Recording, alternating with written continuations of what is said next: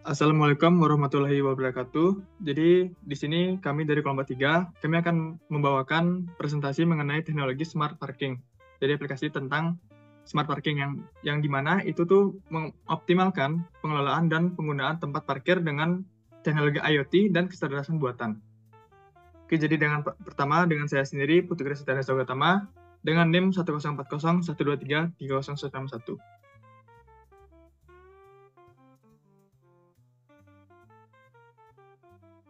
Oke, selanjutnya saya Delia Citra Dewi Oktavianingsih dengan NIM 104012300240240.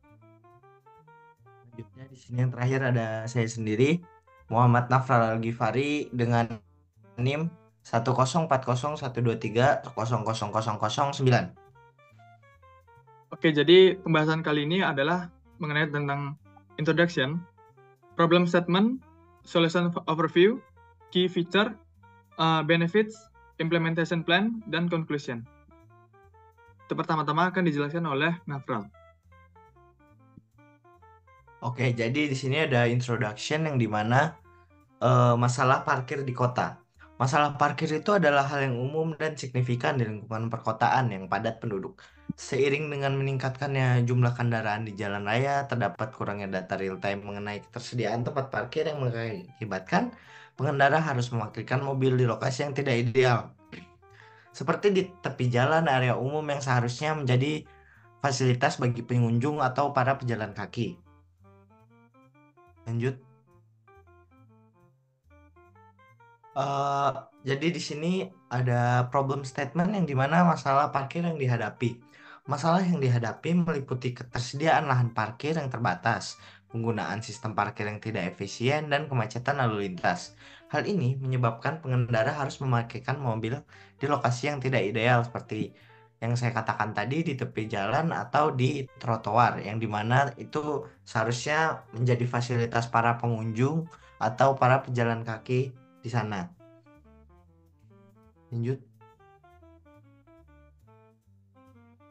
Nah, solusinya ya di sini kita menawarkan smart parking yang dimana smart parking ini menggunakan teknologi IoT dengan kecerdasan buatan untuk meningkatkan pengelolaan dengan penggunaan tempat parkir. Sistem ini memberikan informasi ketersediaan parkir yang akurat, menyediakan tempat pencarian dan reservasi tempat parkir, serta mengoptimalkan pengelolaan dan penggunaan tempat parkir itu sendiri.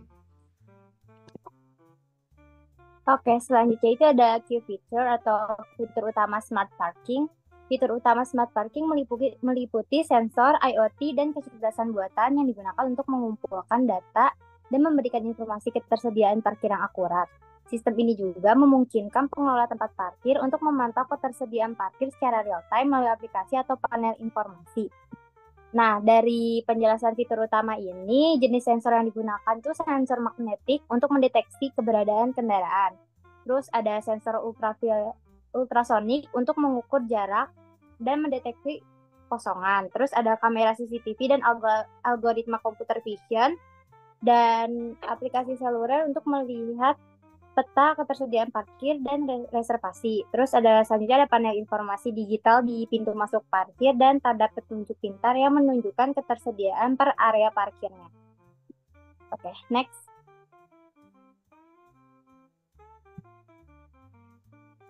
Di sini ada benefit atau manfaat smart parking. Manfaat smart parking tersendiri itu meliputi meningkatkan pengelola dan penggunaan tempat parkir, mengurangi kemacetan, dan polusi udara, serta meningkatkan kenyamanan dan keamanan saat memarkirkan kendaraan. Hal ini tuh dapat mengurangi waktu mencari parkir hingga 50%, terus mengurangi emisi CO2 akibat kendaraan mengelilingi area hingga 30%, peningkatan kenyamanan dan keamanan, mengurangi stres dan frustasi mencari parkir, dan juga area parkir lebih tertib dan teratur untuk mengurangi resiko kejahatan dengan pembayaran non-tunai. Oke, next.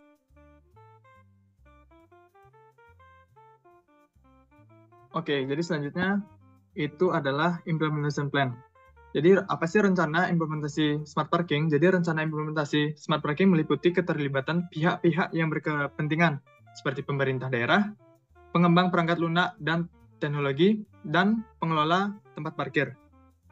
Langkah step untuk mengimplementasikan smart parking meliputi penelitian dan pengembangan, perencanaan dan desain sistem, pembuatan prototipe, pengujian dan pengulangan, peluncuran dan promosi, implementasi, pendidikan dan dukungan, kemitraan, sosialisasi, dan pendidikan, hingga pemantauan dan evaluasi.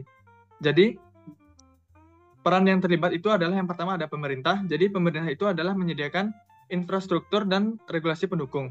Lalu ada pengembang teknologi yang membuat sistem dan sensor aplikasi. Pengelola parkir itu adalah yang mengoperasikan dan memelihara sistem. Nah, lalu dari implementasi tersebut tentunya juga ada tantangannya. Dan yang kami dapat di sini itu adalah yang pertama, investasi awal yang besar untuk peralatan dan infrastruktur. Lalu yang kedua itu ada kebutuhan infrastruktur IT yang memadai. Yang ketiga, ada masalah regulasi dan perizinan di area publik.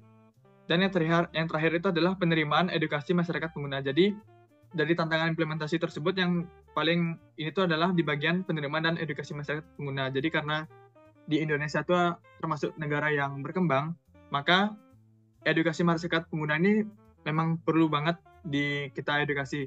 Mengapa? Supaya tidak terjadinya penyalahgunaan dari rencana implementasi smart parking. Nah, terakhir dari kesimpulannya adalah smart parking adalah solusi yang efektif untuk mengatasi masalah parkir di kota-kota. Sistem ini juga menggunakan teknologi IoT dan kecerdasan buatan untuk meningkatkan pengelolaan dan penggunaan tempat parkir, mengurangi kemacetan dan polusi udara, serta meningkatkan kenyamanan dan keamanan saat memarkirkan kendaraan. Nah, di sini tuh memang untuk meningkatkan efisiensi pengelolaan dan penggunaan parkir, mengurangi kemacetan dan polusi dengan mengoptimalisasi parkir, meningkatkan kenyamanan dan keamanan bagi pengguna jasa parkir. Lalu di sini juga ada ajakan yang mendukung implementasi tersebut adalah dengan kota yang lebih tertib, efisien dan ramah lingkungan, hingga pengalaman parkir yang lebih menyenangkan bagi warga. Lalu ada mendukung penerapan teknologi cerdas di kota.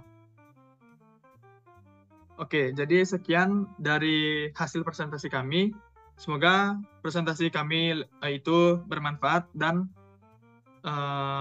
bisa menjadi sebuah edukasi bagi para pendengar. Sekian dari presentasi kami tutup dengan Assalamualaikum warahmatullahi wabarakatuh. Salam warahmatullahi wabarakatuh.